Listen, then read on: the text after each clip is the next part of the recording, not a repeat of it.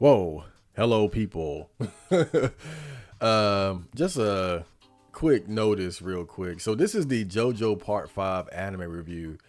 And I was going through my comments and somebody was like, hey, when are you going to watch Jojo Part 5? They commented on the Jojo Part 4 review, the anime review. And I was like, I already did Jojo Part 5. But then I remembered I never uploaded it to YouTube. Like, it's actually an old anime review from like probably 2 or so years ago. Yeah, I watched JoJo Part 5 a while ago and did a review, but my YouTube channel was down at the time, so I never uploaded it to YouTube. And seeing that comment reminded me, so I said, oh, let me just go ahead and upload that.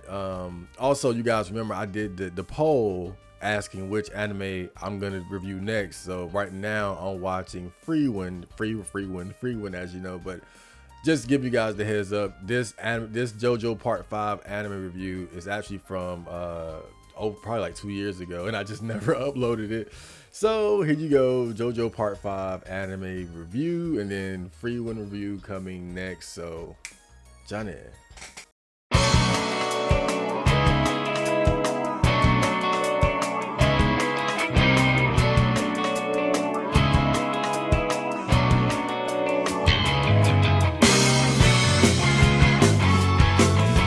Hello, people. Welcome back to another episode of the Chad Marco Awesome Anime Review Show. Ho ho! Yes. I have a fantastic treat for you guys. I have a great anime review today. This might be a little lengthy because it was just a dope anime. Oh, I'm getting ahead of myself. I'm sorry. But today, I will be reviewing JoJo's Bizarre Adventure Part 5 Golden Wind. Now, I'm aware that I already recorded or reviewed, a review for JoJo Part 4. So it's kind of weird because I'm basically skipping parts. So I think at some point I'm going to have to go back and cover parts 1 and especially 2 and 3. Just to kind of complete the set. But I guess it was kind of odd that I started, but really I started doing this review thing around the time I was watching part 4. So that's kind of why that is. But that aside, let's get right to it, shall we? Because this is a very interesting anime. So JoJo's Bizarre Adventure was created by Hirohiko Araki in 1987, and it is still going on to this day. From what I read, it is a action adventure / proxy battle anime / manga. Now, before I get to the plot of JoJo Part 5, I must explain a bit about the previous parts. So, what makes JoJo so interesting is that each part has a different protagonist and supporting cast. Even more interesting is that each protagonist is in some way related to the previous ones. For example, the first part is about Jonathan Joestar and his battle against the vampire Dio. The second part is about his grandson Joseph and his struggle against the Pillar Men, which then leads to part 3 that stars Joseph's grandson, Jotaro. Then, of course, part 4, which is about Joseph's illegitimate son, Josuke, who is trying to track down a serial killer in his small town. Part 5 continues this tradition, although with a bit of a twist.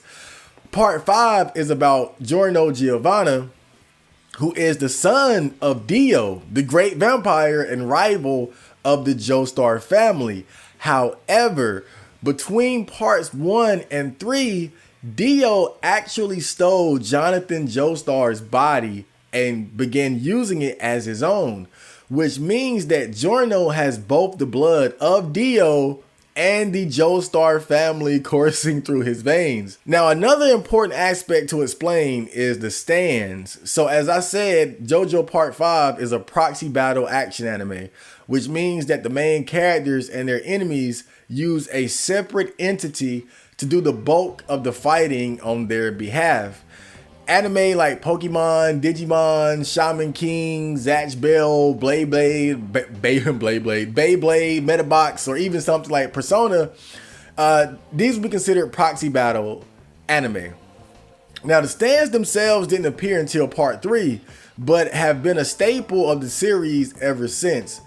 They come in many different shapes and forms, but what's most interesting about them to me is the different kinds of powers each one has and the way the characters are able to utilize their unique abilities, even if they don't seem very useful at first glance. You have stands that specialize in brute force, but then you also have stands that simply manipulate reality in order to set their targets up for an easy kill. Also, damage done directly to a stand will affect the user. But these were just the basics that I needed to explain before going into the plot, because again, this is part 5 of an ongoing story, so I got to kind of give you some setup there. So next, we're going to get to the plot.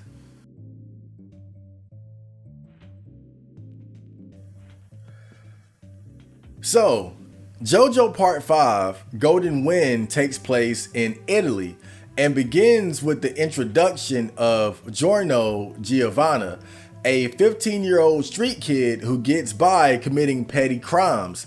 He has also recently come to awaken his stand ability, which he doesn't yet fully understand, but has been using to great effect to aid in his schemes. Now, in Italy, there is currently a big and powerful crime organization that is dominating the underworld and forcing its will on law-abiding citizens and other criminals alike, as well as being at the forefront of the illegal drug trade that is wreaking havoc on the country.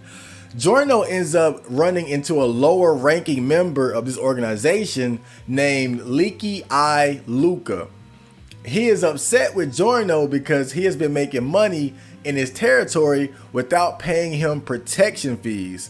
Luca tries extorting Giorno, but he isn't going to pay him, which provokes Luca into wanting to attack Giorno. But before he can, a frog appears on Giorno and distracts him. Things are about to get weird. So at this point, let me explain Giorno's stand, Gold Experience. Outside of the standard rapid punching attacks that protagonist stands tend to have, Gold Experience can transform inanimate objects into living creatures. One example is Giorno stealing money out of a woman's purse by turning her cash into butterflies, then catching the butterflies later and turning it back into money. But another feature of this ability is that if anyone attacks an object transformed by Giorno, they receive that damage back towards themselves. Luca, annoyed by the frog, which is actually a product of Gold Experience's transformation ability, attacks the frog only to do critical damage to himself, allowing Giorno to flee. Later on that day, while Giorno is riding the train, he is approached by another gangster working for the organization named Bruno Busalati, who is now under the suspicion that Giorno had something to do with Luca's attack that ultimately left him dead after they put him out of his misery. Bruno interrogates Giorno, who obviously denies having any involvement, to which Bruno seemingly lets him off the hook. But then Giorno realizes that Bruno was somehow able to place a human eyeball in his clenched fist without him noticing, which causes him to panic and sweat. Bruno appears behind Giorno, and Bruno, somehow being able to discern if someone is lying or not by tasting their sweat, licks his face and realizes Giorno was lying the entire time. I know, weird shit. I told you it's gonna get weird. He then attacks Giorno by scratching him and making Luca's severed finger appear in his mouth. That's when Giorno begins to realize that Bruno has a stand ability just like he does. Giorno summons Gold Experience and then decides to face Bruno head on. Giorno manages to attack Bruno, who now realizes Giorno has a stand, but one of the unexpected side effects of a Gold Experience attack is that it causes the victim to hallucinate things that are not happening, giving Giorno the mental advantage. Bruno realizes that he underestimated Giorno and escapes using his stand's zipper ability. Giorno sees this and knows that if he lets Bruno escape, he'll never be able to defeat him, since Bruno can appear from anywhere with such an ability and could easily assassinate him. So eventually Giorno managed to catch up to Bruno, who then decided to go ahead and finish this battle right here and now. After some witty and intelligent usage of their stand abilities, Giorno ends up defeating Bruno and coming out on top. Bruno believes that Giorno is going to finish him off, but Giorno mid-battle somehow realized that Bruno was not a bad person and showed him mercy. Giorno does an in-depth analysis of Bruno's character and is able to discern that they both are deeply troubled by the effects of the drug problem sweeping the country as a direct result of Bruno's boss. Giorno explains to Bruno that his plan is to infiltrate his crime organization and take it down from within as a gang star. Bruno agrees to help him become a member and put his plan into action, and thus begins their dangerously bizarre adventure to take down the Passione crime syndicate and its mysterious boss, who no one has ever laid eyes upon, but rules with an iron fist from the deepest shadows of Italy.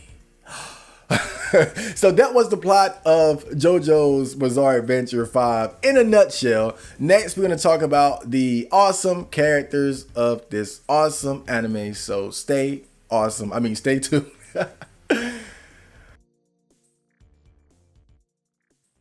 So now let's discuss the characters.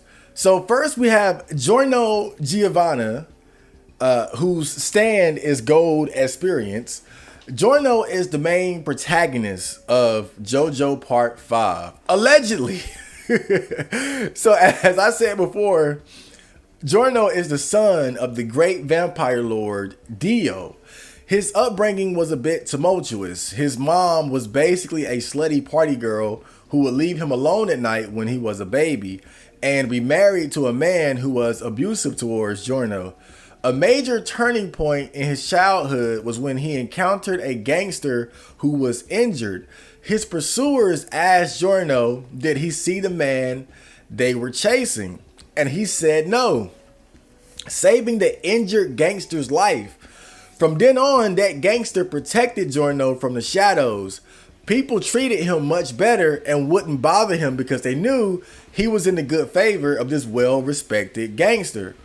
This experience made Giorno aspire to also become a gangster, although one with principles who would use his power for good and not evil, for the most part. So of course, he goes on to gain his stand ability as a teenager.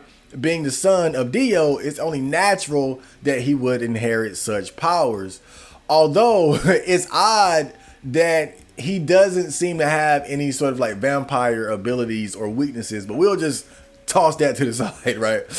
Now, Giorno's personality and character are a bit different from typical anime protagonists. On one hand, he does have a pretty standard moral compass in terms of not wanting to see harm done to innocent people, protecting his friends, and even his greater goal of taking down the Passione crime family for the sake of getting drugs off of the street. However, in the beginning of the anime, we see him committing petty crimes like stealing money from young girls. He robbed Koichi of all his belongings and showed no remorse for it. And also, he straight up assassinated one of the Passione capos, which really jump-started the main events early in the story. So he has no qualms about taking out his enemies like other anime protagonists. What makes him interesting is that his sense of morality is very similar to what you would see in some of the more likable gangster characters from movies, who do commit crimes, kill, and take advantage of people, but also have a limit as to how far they're willing to go to reach their goals. Like Tony Montana was a coked out kingpin psycho killer but he drew a line at killing kids, or Don Corleone from The Godfather not wanting the mafia families to get involved in the drug trade. Now, Giorno certainly leans heavily on the side of good, but he ain't exactly a Boy Scout either, and I can appreciate that about him and his group as a whole. Not saying it's right, but it's different compared to a lot of other anime. I like seeing a protagonist whose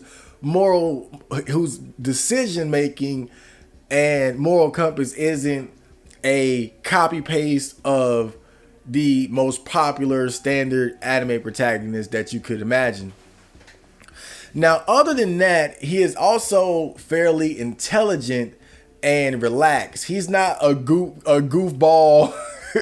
He's not the goofy, eccentric type of anime protagonist that you might see.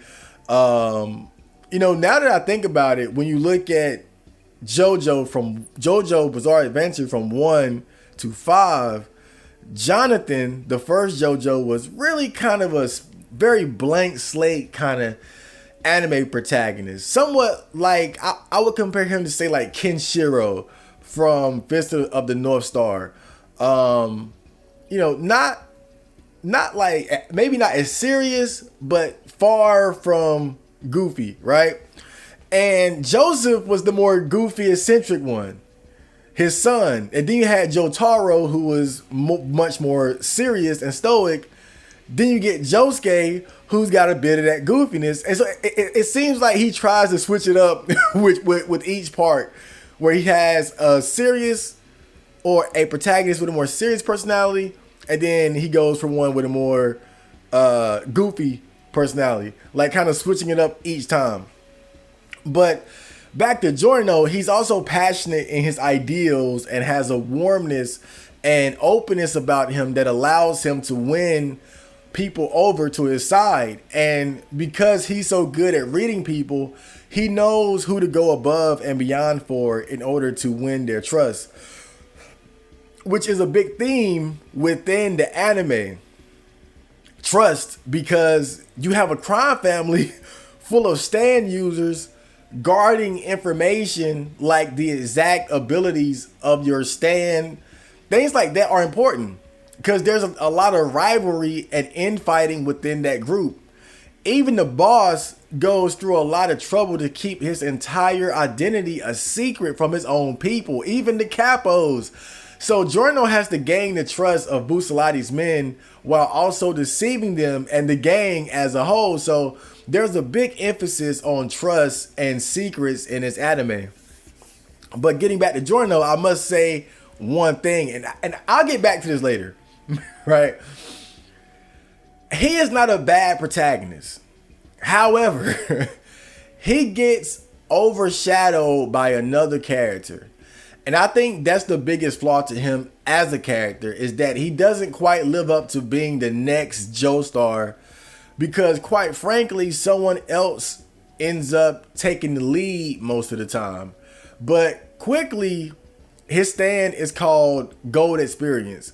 It has multiple abilities. It can be used for combat, but its power and speed are actually pretty mediocre. To make up for it, a clean hit causes his opponent's mind to go out of whack in different ways by distorting their perception of reality. Its primary ability, though, is being able to turn objects into living things. For example, he turned a gun into a banana, and when the person tried to eat it, he shot himself in the head.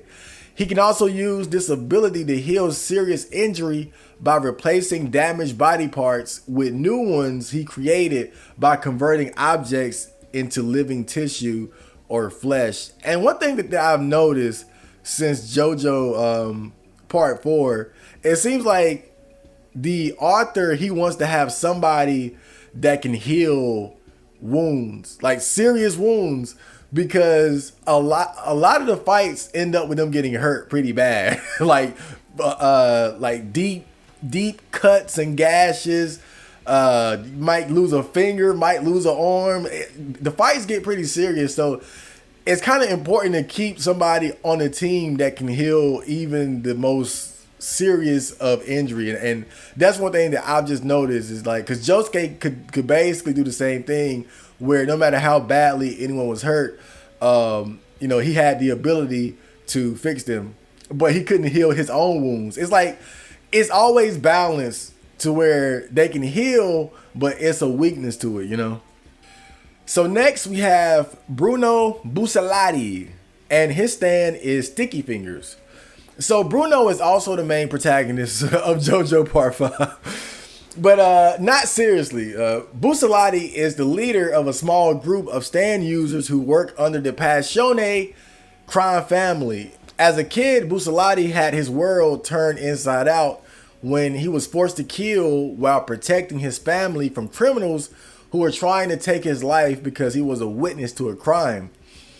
This led to a series of events where over time, he proved himself to be a ruthless yet intelligent and capable individual, which caught the eye of Passione, who recruited him, and he quickly made a name for himself within the group.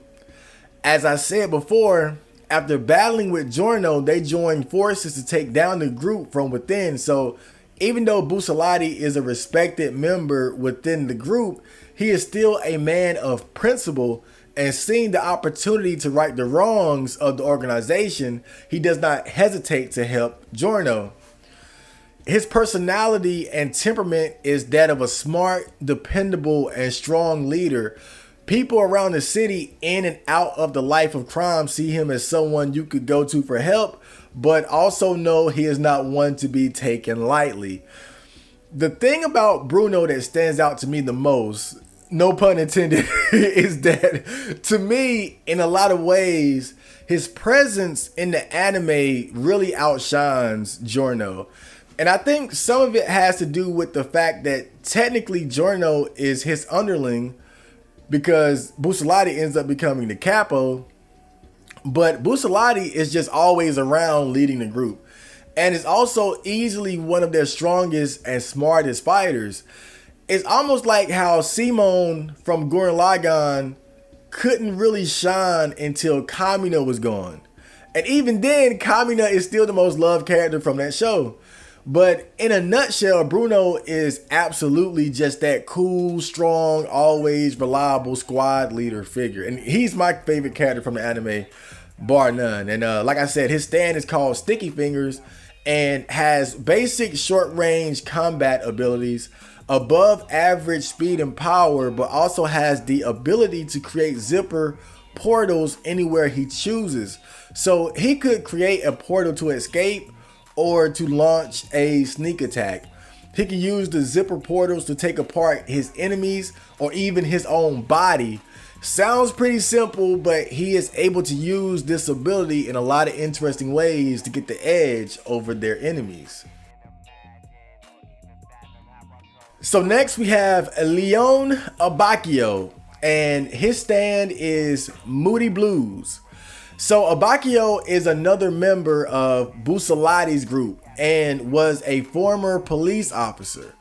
When he was on the force, he aspired to be a police officer who upheld the law and prioritized justice over anything else, but quickly began to see that there was rampant corruption even within law enforcement, and slowly began to become corrupted himself. The turning point for him was when he accepted a bribe from a petty criminal to look the other way. But later that night, that same criminal ended up killing his partner. This led Abacchio to falling into despair and leaving the force, then getting into drinking and petty crime.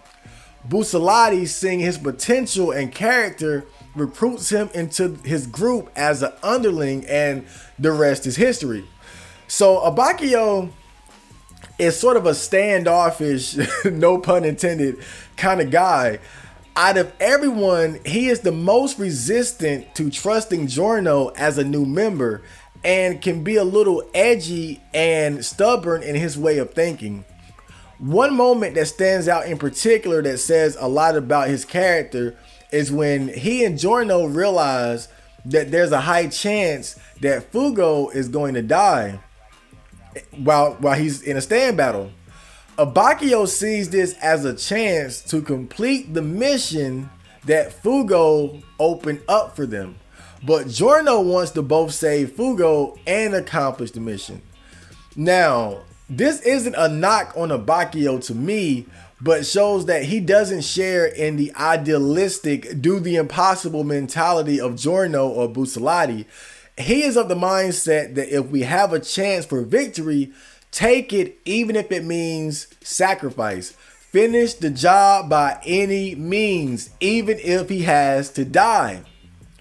Eventually, he does open up and accepts Giorno, and even though he can be abrasive, he is willing to risk his life and limb for the team. His stand is Moody Blues. Now, Moody Blues is not a combat stand, really. It's more of a special use stand like Joseph Joestar's Hermit Purple. So what it does is it can rewind time at specific locations so that you can see what happened in that exact spot. So you could say it's very useful for gathering clues or detective-like purposes, which is a reflection of Abakio's former line of work, profession, and mindset.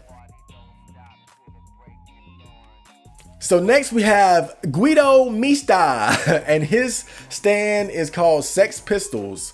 So Mista, the absolute broest character of the group, his backstory is a bit ordinary. He was an all-around likable social guy who ended up saving a young lady who was being attacked by thugs. He shot them dead, but even though he acted in defense of the innocent, he was jailed for manslaughter. Busolati saw his case and thought he would be a worthy ally based on his bravery, quick thinking, and skills with a gun. So he got him out early and took him under his wing. Mista is the most easygoing one out of the group. Not like super goofy, but he has a little quirkiness about him, like being superstitious about numbers and whatnot. But generally speaking, he is just incredibly friendly and likable, yet not a fool either. You know, always a solid right-hand man in dire situations and always quickly finding ways to utilize his versatile stand ability in the heat of battle. He also brings a bit of comedy to the bunch, especially because of his stand, which are a bunch of little stands that talk and act like a group of rowdy children, like on some Three Stooges shit. So his stand is called Sex Pistols, and they are a group of little creatures that can alter the trajectory of the bullets he fires from his gun. They can also speak to him and his team as well as each other, and this plays to his advantage a few times throughout the anime because most stands don't really speak, but he has a stand that can communicate with him and his team, so that in of itself ends up being a benefit.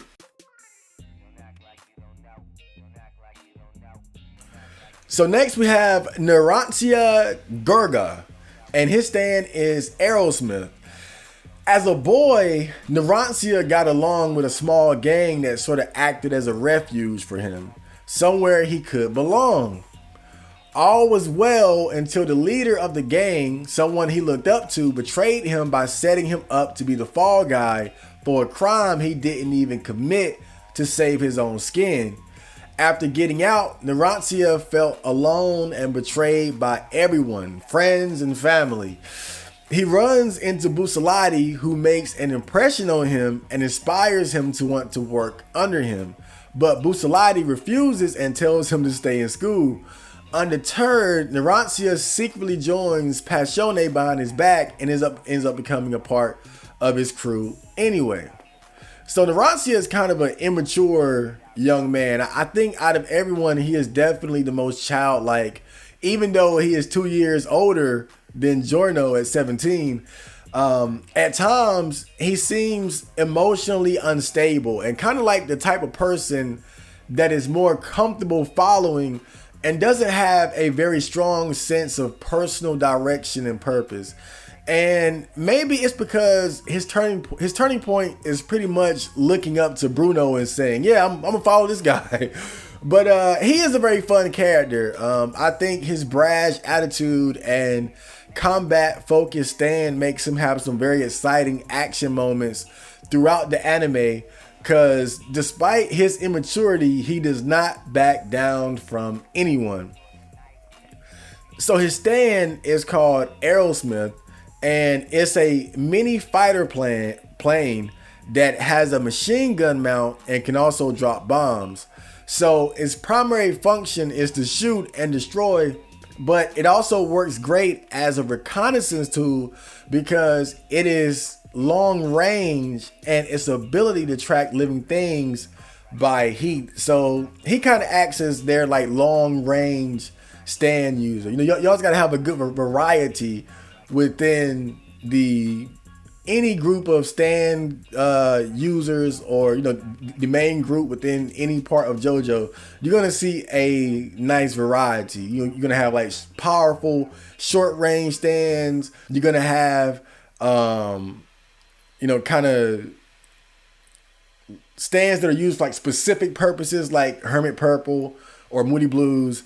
And then you also have like more like long range stands that can be a bit more versatile, like Aerosmith or Mista's Sex Pistols. So next we have Panakata Fugo. I'm pretty sure I mispronounced that for his first name. And his stand is Purple Haze. Was this stand's name based on Cameron's album Purple Haze? Anyway, Fugo, yet another one of Busalati's men. He was a boy genius who was very withdrawn and stressed due to the immense pressure his family placed on him to succeed, and also struggled with immense anger issues. He was able to go to college early, but after being hit on and probably sexually molested by one of his professors, he snapped and beat the shit out of the guy.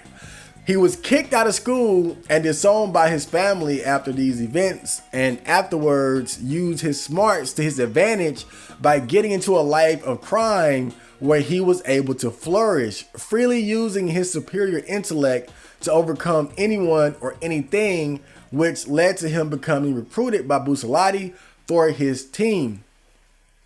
So Fugo is a strange character, and I'll just get this out the way because it sums up the issue with him. Throughout the entire anime, he never gets the opportunity to use his stand. He kind of does once, but then not even really. You just barely get a glimpse at what it can do. And so what I'm saying is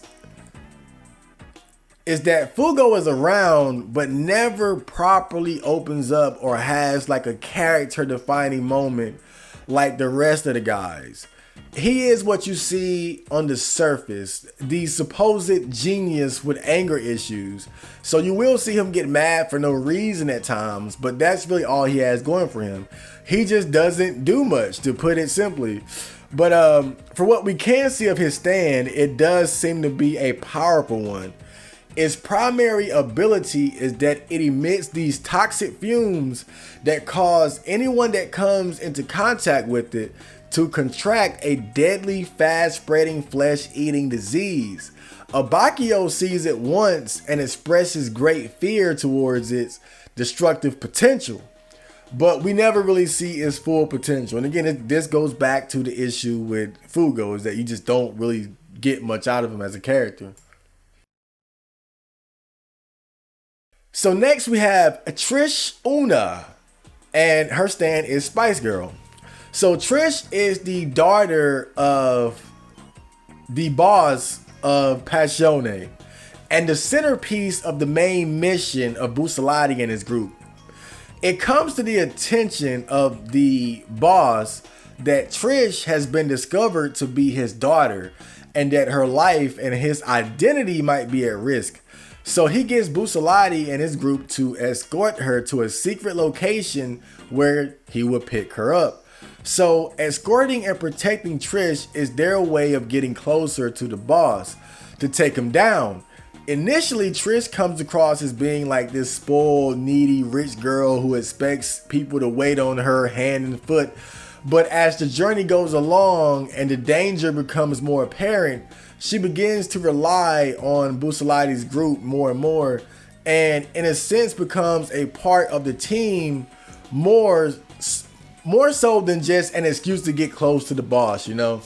At a certain point, she even awakens her stand ability, which of course allows her to contribute offensively instead of just being the damsel in distress. So her stand is Spice Girl, and it's actually one of the few stands that will talk and communicate with the user. But Spice Girl has the ability to turn anything super soft and rubbery. And of course, that doesn't sound very useful. But let me tell you, in the world of JoJo's Bizarre Adventure, the abilities that seem the most useless on the surface can be used in very creative ways. And I'll just leave it at that. So last but not least, we have Diavolo, who is the boss of the Passione crime organization. And his stand is called King Crimson. Diavolo is the big bad guy of JoJo Part 5 and the boss of Passione crime family. Now, what makes him interesting is that his identity is completely unknown to any and everyone within the organization. No one knows what he looks like, where he is from, and what his ability is. All they know is that somehow he is able to rule over the crime underworld in complete secrecy. And anyone who tries to uncover his identity is brutally killed and made an example of. Now, I'm not going to spoil too much about his true identity, which becomes unveiled much later in the series, but I will speak about his stand, King Crimson. So King Crimson is primarily a short-range combat stand with immense raw power and speed, but his true power is his time skip ability, which allows him to not only accurately predict future events in the short term, but also skip over time to get the advantage over his opponent. But really, this is the funny thing about it, it's basically a weaker version of Dio's ability, to be honest, because Dio would stop time and could kill you while time was stopped. Diavolo just pretty much throws his opponent off by skipping time, putting himself in position to kill you, then kills you. So with Diavolo, you can actually react to his attack if you know it's coming. But this is why secrecy is such a big factor to his power, because if you don't know who he is or what he can do, all he needs to do is close the distance and get close to you, and you're pretty much absolutely fucked. So while he does have a powerful stand, it has a glaring weakness in its short range and limited usage, which requires him to compensate with extreme secretiveness. I'll say as a final boss character, I do like him for the most part. His design and his origin story, and especially the mystery surrounding him. But I think that he wasn't really utilized correctly. I think there were some mistakes made in how he was used, particularly how certain aspects of who he was were revealed too early, in my opinion. So those were the main characters of JoJo Part 5. Of course, you have many more in terms of the various enemy rival stand users that Busalati and his group face over the course of their adventure. But those were the main players of the story. Next, we're going to talk about the good and the bad. So stay tuned. Okay, so let's start with the good. First is Busalati. I'm going to be honest, Busalati has already become one of my favorite anime characters. Initially, I thought he was just going to end up being Giorno's right-hand man or something. You know, like Okuyasu and Josuke after Josuke defeated him in JoJo Part 4. But it was actually the opposite. And at first, it made sense because, you know, Busi is the capo, the leader. But I was expecting at some point that the roles would be reversed. But that never really happens as far as like the main story. Throughout most of the show, Busalati wasn't just a capable leader. He was always able to fight at the highest level right alongside everyone else. Granted, there really were no weak links on the team just based on the intricate nature of stand battles, but still, I think this is that rare kind of situation where a side character undeniably outshines the main. Like, imagine if Vegeta actually won half of his important fights and wasn't humiliated at every turn to make villains and Goku look better. He could potentially overshadow Goku. Like, Vegeta he's the more interesting character, particularly because of his flaws. But Goku can actually win. And I think that's what always allows Goku to have that edge over him. But Busalati is not only a cooler character overall, he outranks Giorno in the group. He's the capo. He's a great tactician and a leader, and he can fight his ass off just as good as anyone else. I mean, Busalati is, again, my favorite character from the show and just a great anime character, period. So, another good thing about JoJo Part 5 is that it has very well thought out and interesting stand battles. Now, one of the best things about JoJo since the introduction of stands is that the abilities of these stands are sometimes very unusual and not what you would think in terms of as a tool or method to win a battle. For example, there is one stand user who can turn anything smaller and then big again. Now that's not very exciting.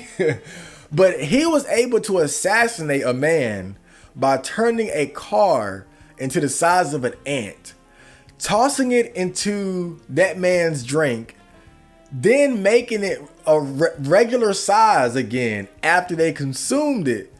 And then they exploded into a fountain of blood as the car emerged from their body. Then you also have battles where two stand users work together to complement each other's power. Where separately they might not be very strong, but together their less than amazing abilities can make them a real threat. So the battles are not just two guys beating the crap out of each other with cool looking spirit warriors and shit. It requires a lot of thought and quick wits to win these fights, as well as a great deal of creativity in terms of how well you're able to get the most out of what you have. Another good thing that I liked was that the protagonists were not total Boy Scouts. You guys know I get so tired of the goody two shoes protagonists. We're no better than them. If we kill them, thankfully they'll fuck off so we don't have to get our hands dirty. No, there were a few times where they straight murked their enemies. Like when Giorno killed one of the capos with the banana gun trick, I was like, okay, he can't be dead. He'll be back. No, Giorno smoked that fool. In a clever, indirect way, but still, I could appreciate that. And, it's not that killing people is cool. It's more so the idea that you can somehow survive fighting at the highest level, using dangerous powers that can easily rip people to shreds against people who don't care about killing you, yet you have just enough restraint and luck to where you never have to kill someone or that person never comes back to get revenge. It's silly. Then on top of that, because of the gangster theme, you really got to put the Boy Scout shit to the side then. Not to say Busalati's crew were just like these psycho killers without morals. They were very much good guys, but they weren't concerned about not killing their enemies. It was all about survival while upholding personal principles. So now the bad. So first, I noticed that JoJo Part 5 has quite a few unnecessary plot details. I remember, I forgot where I saw this, but apparently there's this idea when it comes to cinema and movies that you don't have any unnecessary details. It's like if you see a character drinking early in the movie, that might come into play somehow later towards the end or something. Like, okay, he was drinking early in the movie. Then after they fast forward years later, he has like liver cancer, you know, something, right? Everything has a purpose. And there's a part early in the show where Giorno shows off that he can stuff his ear or the outside of his ear into this ear hole. And so, of course, that doesn't look like something that's important. But I'm thinking, like, they're not going to show this dumb trick for no reason. But that's literally what they did. Like, that, him being able to stuff his ear into his ear hole never came up again. So I was like, what was the point of that dumb shit? I thought that was going to matter at some point later, but it never did. Then on top of that, you also have the fact that Koichi, who is one of the main protagonists from Jojo Part 4, is investigating Giorno on the behalf of Jotaro. And this doesn't really lead anywhere. Yeah, he investigates Giorno for a little bit early in the anime, but then once Giorno joins Busalati, you don't really hear from Koichi or Jotaro again. So it's like, what was the point of the investigation in the first place? It never really led to anything. At least as far as this part is concerned. I thought maybe Koichi would do something important or Jotaro might show up. Now, I get it in terms of wanting Giorno to have his shine as his own JoJo protagonist. You know, I think with JoJo Part 4, the fact that they brought in Jotaro and Joseph to help out Josuke, some would say that maybe they took some of the shine away from him. But me, I more so looked at it like it was cool seeing like 3 generations or multiple generations of the Joestar family working together. But in this, Jotaro and Koichi just kind of show up early and don't really do anything after that. And then on top of that, also another thing is Giorno's stand ability, right? Where when he hits you, it throws your perception of reality out of whack. That doesn't even come up very often. I think that only mattered like 3 times. I mean, you would, given how effective it was against Busalati, you would imagine that would be one of his most useful tricks up his sleeve. But actually, the whole knocking their perception out of whack thing doesn't come up very often. And then you have Dio, his father. He has a picture of Dio in his wallet, but Dio really doesn't come up very often throughout the story. I thought, man, now of course Dio was dead, so I wasn't expecting him to pop up and be like, yo, what's up, son? But I thought that he would like still be something, maybe some intimate details about his life or how he was living and what he was doing, and maybe Jotaro would tell Giorno about Dio. None of that happened. So again, another plot detail that never went anywhere. You know, he has Dio's picture in his wallet, but then Dio is barely mentioned throughout the whole anime. Then you have Fugo, and Fugo is the worst one. A whole character a whole character that barely does anything. And then the thing is, there's a point in the story where they all have to decide, are we going to keep moving forward and put our lives at risk? Everybody goes ahead except Fugo. Fugo is like, nah. And he's not even a part of the team anymore. And so you have all these aspects of the story that seem to pop up or come up and don't go anywhere. Another thing about it that I think was bad, depending on how you look at it, is that Giorno is outshined by Busalati. And I don't have to go too much into detail about how awesome Busalati is. I've already gone on and on about Busi. But the fact is, as much as I like him, I think that it's really still weird that he easily outshines Giorno. Again, Giorno is supposed to be the protagonist, the new JoJo protagonist, the offspring of the DNA of Dio and Jonathan Joestar, the OGs, the original rivals. And he gets outshined by somebody else. And it's like, I as much as I like Busalati, I gotta hold this against the anime because it's not supposed to be that way. Giorno is not supposed to be outshined by fucking Busalati. It's not supposed to be like that. And maybe some people would disagree. I would love to have this conversation with other JoJo fans, but I definitely felt like that Giorno was outshined and kind of lived in the shadow of Busalati, because Busalati was just a better written character. He was always just as useful, if not more useful, than Giorno. He was the leader of the group. And I think all these things just kind of came together to make it so Giorno just really, the only way Giorno could have really began to outdo him was if his stand, I would say like somewhere in the middle, just became much more powerful, but even his stand, while useful, it was more so just like how they worked as a team, as a whole team. Giorno, Busalati, and Mista and all of them, that's where their real strength came from. And nobody really stood out in terms of being like the real big dog, the big hitter in terms of fights. And so Giorno doesn't have that going for him.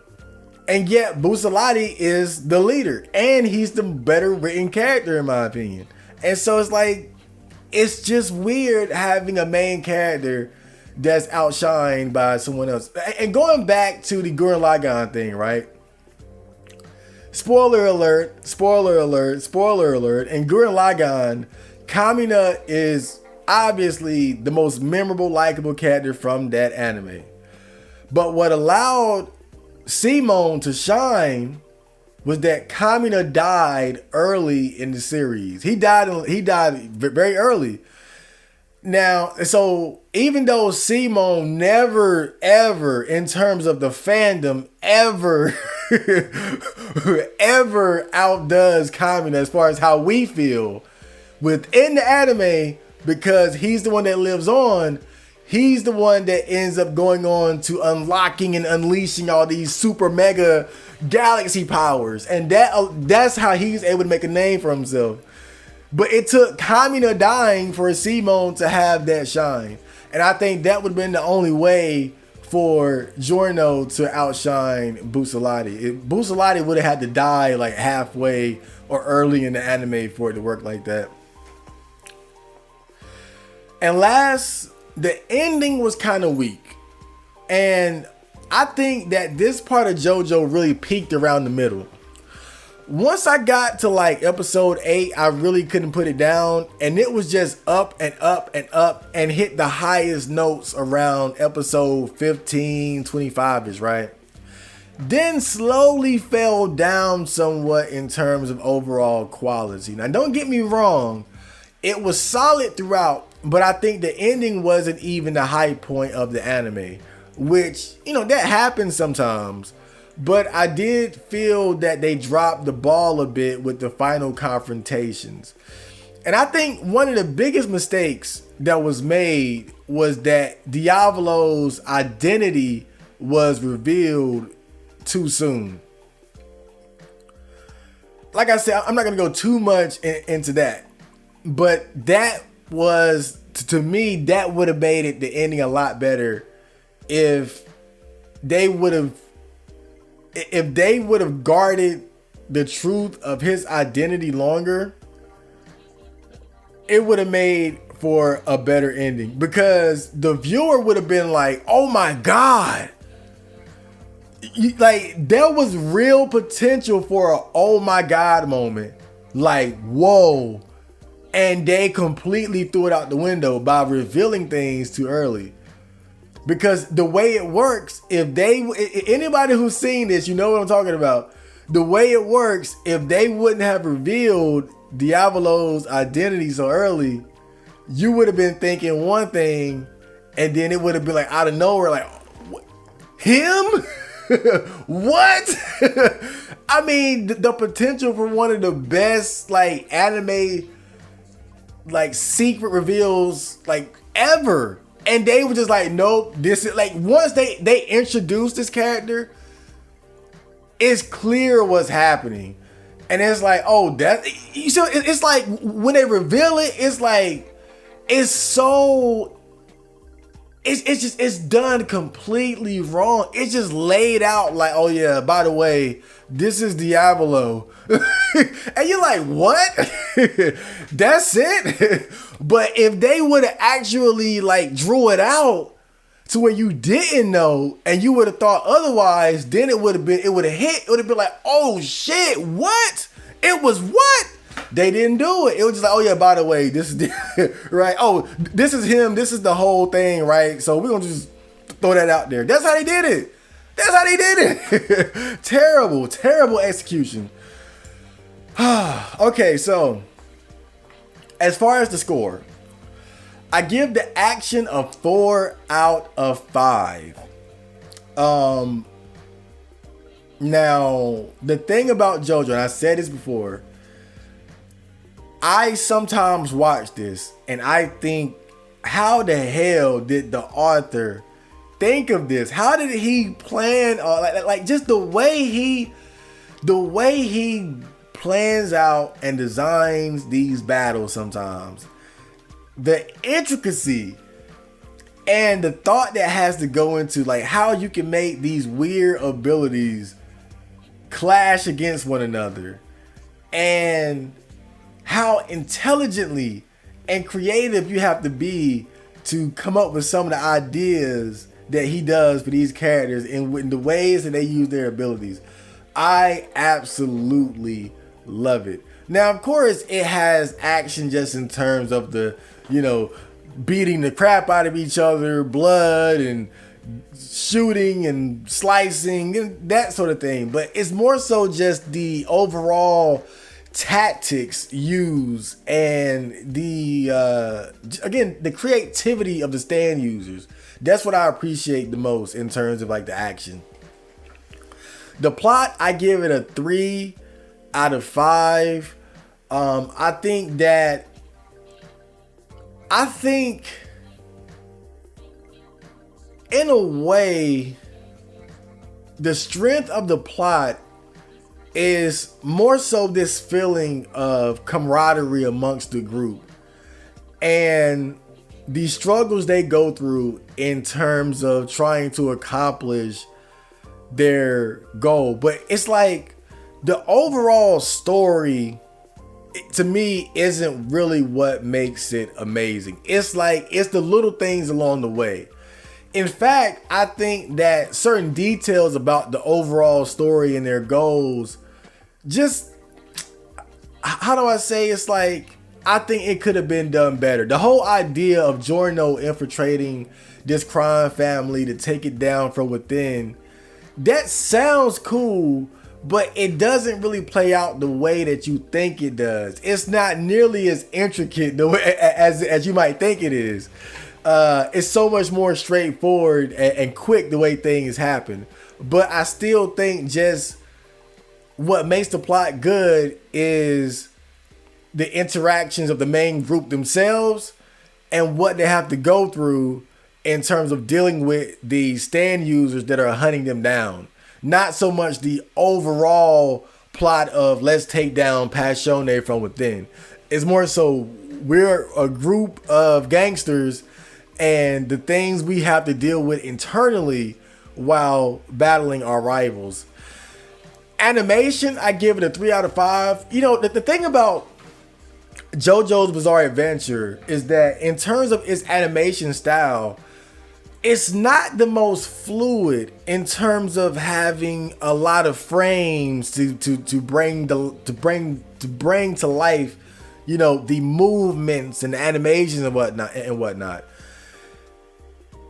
JoJo has always had like this interesting art style where it's not so much about the fluidity of the animation and having a ton of frames for each animation and movement, but there's an intensity to the art style. It's a very stylish, bold, intense art style, so that even when it's not the most fluid in terms of like animation frames, it has a hard, intense impact, you know, when they do make significant moves. Even something as subtle as a pose has an intensity and a boldness to it. But again, it's like, that's what's interesting about the animation style. It's like, it's not the most fluid, but it's very stylish and bold and intense. And that's what I like about it.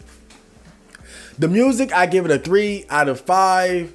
You know, you got a lot of like music that you might think kind of like the kind of different interpretations of like gangster music, not like rap music, but you know, like something you might hear like the Godfathers or something like you know like that like weird interpretations of music like that. But I really like the opening theme, the first opening theme. Oh man, I love that. But also the thing that tripped me up was that the first ending theme was Jodeci, Freaking You.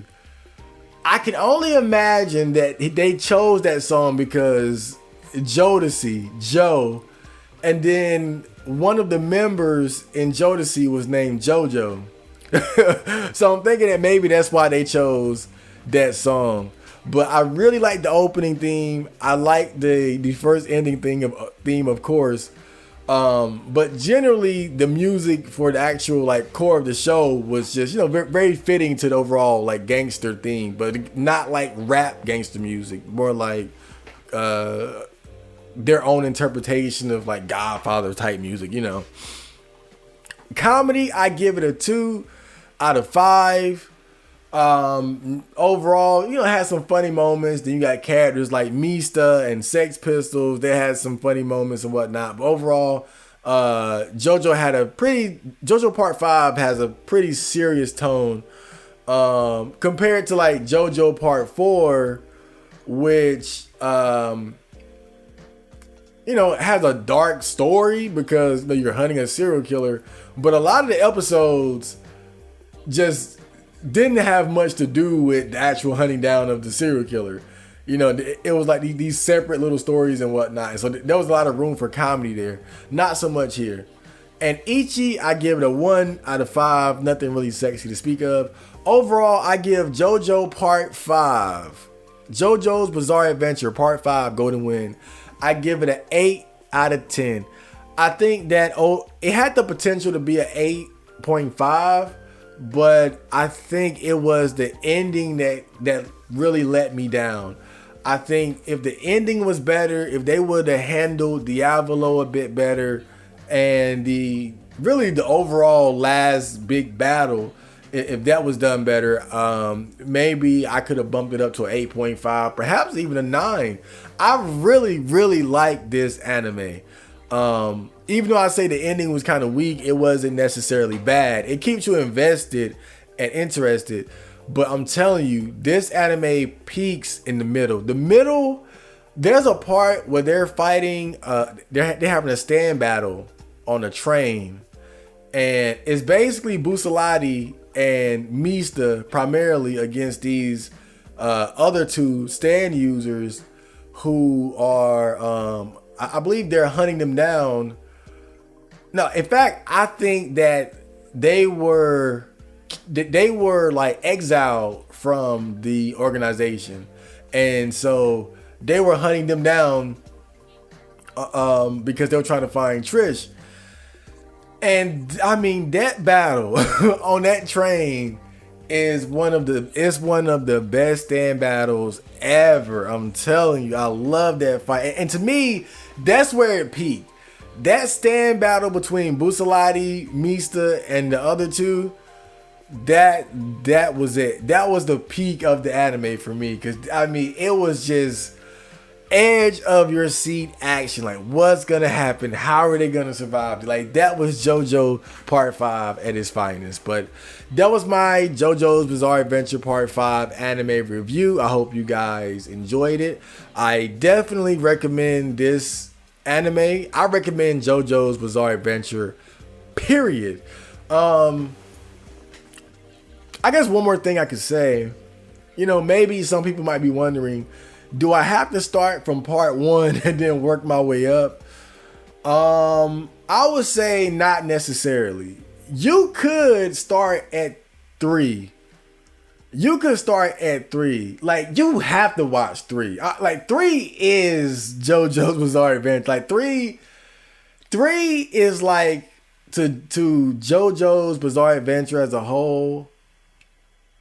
3 is like what Goku, not Goku, but the Namek Ginyu Force Frieza arc is to Dragon Ball Z, basically. That's what 3 is.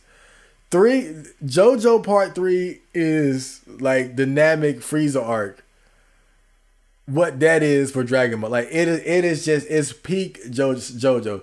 You can skip 1 and 2. I wouldn't recommend it, but you can, and jump right in at 3, because 3 is when stands are introduced. Parts 1 and 2 don't have stands. So you could, but I definitely wouldn't recommend skipping 3 going into 4 and 5. I think you should at least start with 3, but starting with 1 and 2 is even better, because 1 is what sets up the whole story, and 2 has arguably the best Joestar protagonist in Joseph. Everybody loves Joseph. And so when you can make that connection between the generations, when you start watching 3, that just makes you appreciate it more. But I would say you can start at 3. Definitely don't skip 3. Gotta at least start at 3, but you could skip 1 and 2. So that was my review. I hope you guys enjoyed that. And yeah. Next, I don't know what I'm going to be reviewing, but I got some options on the table. I'm thinking about doing Gungrave, maybe the new Trigun anime. We'll see. But with that being said, Johnny.